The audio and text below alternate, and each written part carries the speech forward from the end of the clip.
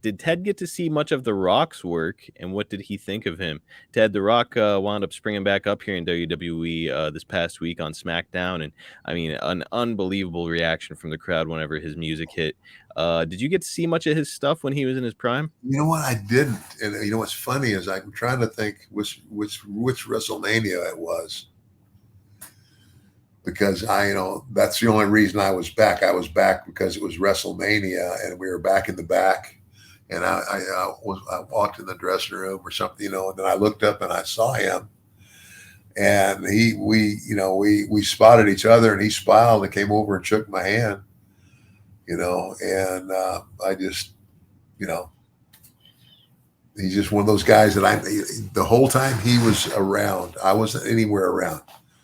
I wasn't doing anything with the WWF or anybody else when Rock was in the WWF, became a star, got big, I wasn't there for any of it. Yeah, I mean, I know that whenever he would have started, you were in WCW, and then, by the time that you had come back to the WWF to work behind the scenes, he was in Hollywood doing his thing. Yeah. Yeah. So, but did I tell you the story? Now this is Haku. Oh, okay. Okay. Haku and I are tremendous friends.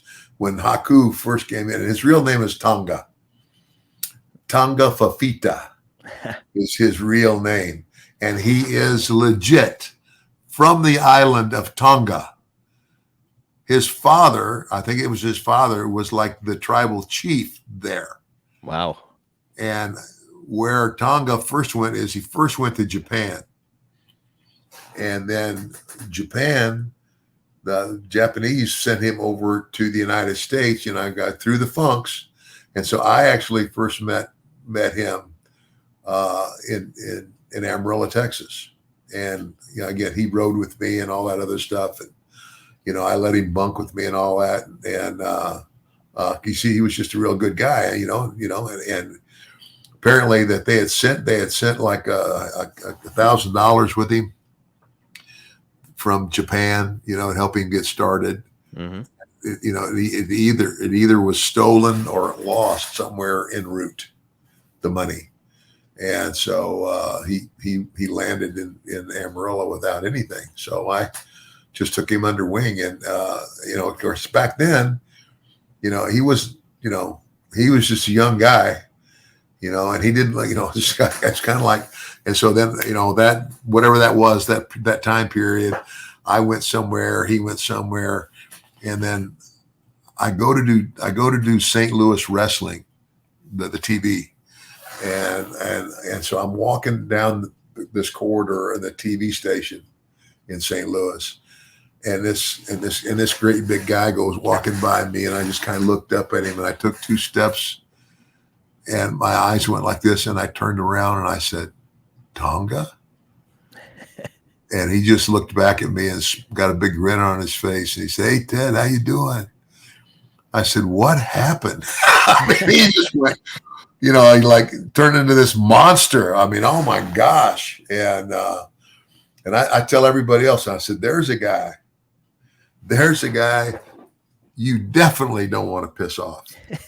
Because you talk about a guy who can be all by himself when he wants to be, it would be Tonga. Oh, man.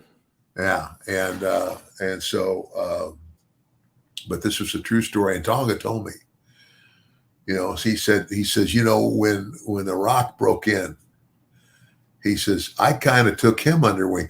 He says, kind of like you took me under wing. Mm. And I showed them, took care of him in certain ways.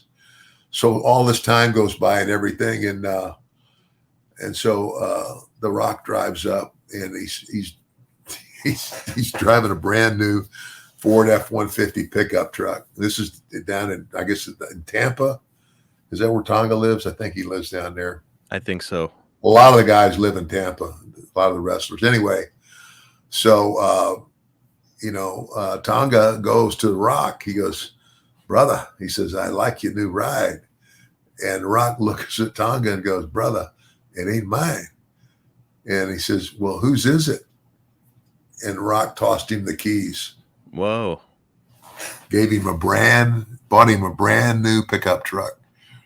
And he says, "Thank you for all you did for me." How about that? Yeah. So as a rib, I said, "Okay, Tonga, where's my pickup truck?" I knew where it was going before you even said it. What did he say? He just laughed. He just laughed. So you mentored him? Come on, man. Yeah.